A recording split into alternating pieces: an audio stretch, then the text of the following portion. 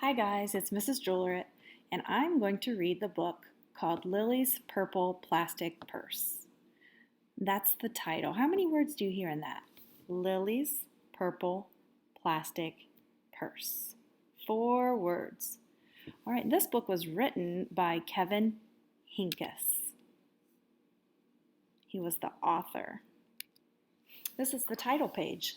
Lilly's Purple Plastic Purse by Kevin Henkes. I love school. Lilly loved school.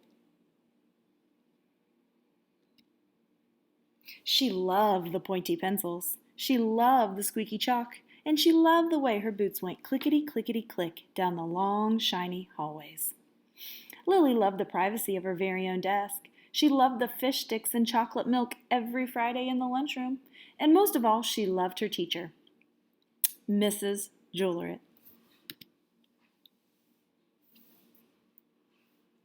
Mrs. Drooler was as sharp as a tack. She wore artistic shirts, she wore glasses on a chain around her neck, and she wore a different colored tie for each day of the week. "Wow," said Lilly. That was just about all she could say. Wow. Instead of greeting students or good morning pupils, Mrs. Drooler winked and said, "Howdy." She thought that desks in rows were old-fashioned and boring. Do you rodents think you can handle a semicircle?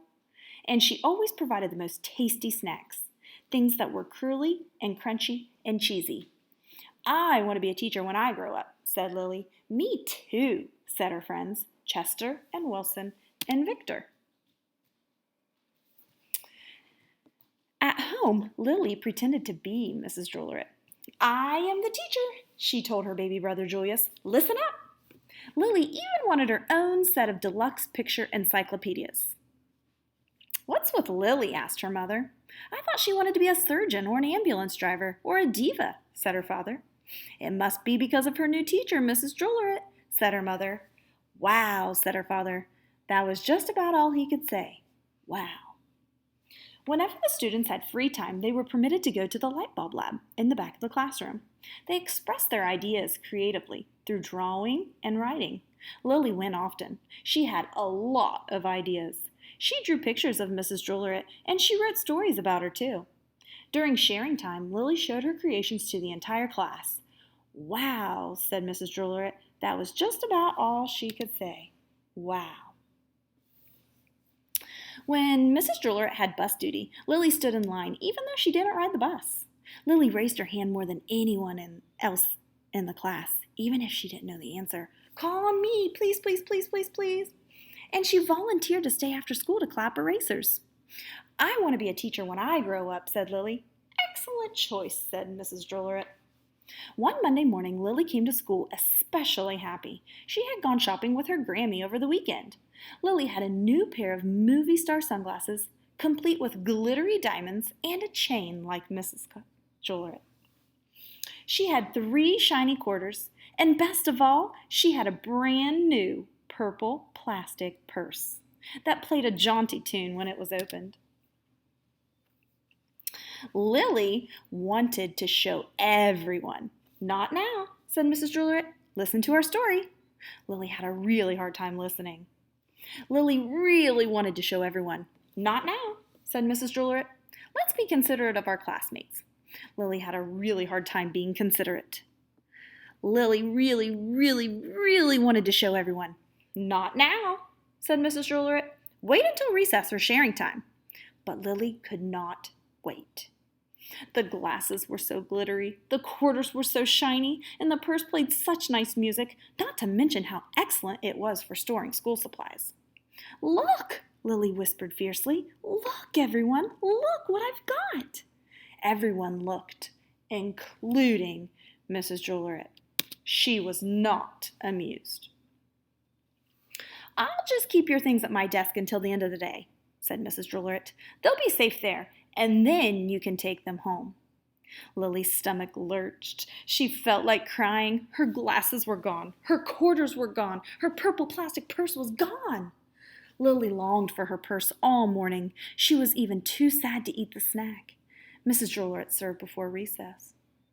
That afternoon, Lilly went to the light bulb lab. She was still very sad. She thought and she thought and she thought. And then she became angry. She thought and she thought and she thought some more. And then she became furious. She thought and she thought and she thought a bit longer, and then she drew a picture of Mrs. Juillerat. Uh-oh. Wonder what that picture is going to look like. Big, fat, mean, Mrs. Stealing teacher. Wanted by the FBI. P.S. I do not want to be a teacher when I grow up. Uh-oh. Was that a very nice picture? Let's see what happens next. Right before the last bell rang, Lilly sneaked the journaling into Mrs. Drooler's book bag. When all the students were buttoned and zipped and snapped and tied and ready to go home, Mrs. Drooler strolled over to Lilly and gave her purple plastic purse back. "It's a beautiful purse," said Mrs. Drooler. "Your quarters are nice and jingly, and those glasses are absolutely fabulous. You may bring them back tomorrow, as long as you don't disturb the rest of the class."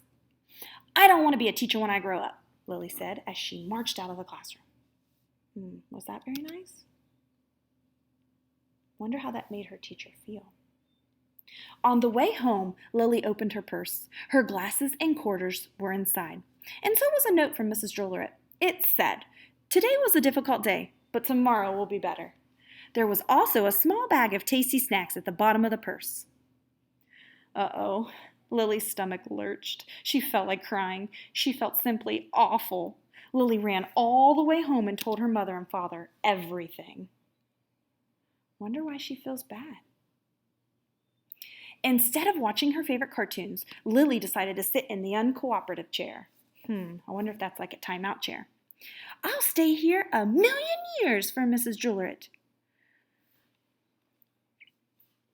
1051, 1052, 1099. Why does everything always happen to me? Does Lilly seem very happy? That night, Lilly drew a new picture of Mrs. Drooler and wrote a story about her, too.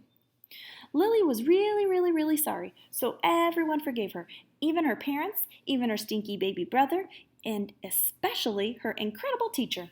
And then the sun shined its smiley face down on everyone and everything, even the bugs and worms. The end. And now look at the picture. It says, "Listen up, I forgive everyone." So she made a lot better of a picture this time. Let's see what happens next. Lily's mother wrote a note, and Lily's father baked some tasty snacks for Lilly to take to school the next day. "I think Mrs. Drooler will understand," said Lily's mother. "I know she will," said Lily's father. "How could she resist my no-frills cheese balls?" I do love cheese. The next morning, Lilly got to school early. "These are for you," Lilly said to Mrs. Juillerat, "because I'm really sorry." Mrs. Juillerat read the story, and she looked at the pictures, and read the note, and sampled the snacks. Yum. "Wow," said Mrs. Juillerat. That was just about all she could say. Wow. Do you think Mrs. Juillerat was happy? Sad? What do you guys think? All right, let's keep reading, see what happens next. "What do you think we should do with this?" asked Mrs. Juillerat. "Could we just throw it away?" asked Lilly. "Excellent idea," said Mrs. Juillerat. During sharing time, Lilly demonstrated the many uses and unique qualities of her purple plastic purse, her shiny quarters, and her glittery movie star sunglasses.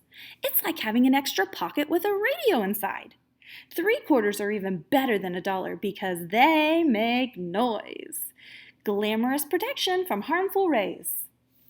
Then she did a little performance using them as props. "It's called interpretive dance," said Lilly. Mrs. Juillerat joined in. "Wow," said the entire class. That was just about all they could say. Wow. Seems like she's making better choices now.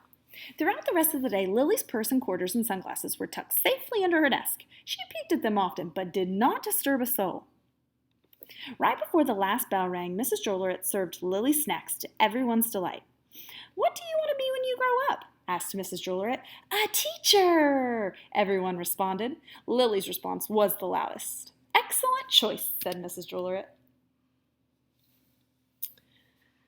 As the pupils filed out of the classroom, Lily held her purple plastic purse close to her heart. Mrs. Drooler was right. It had been a better day.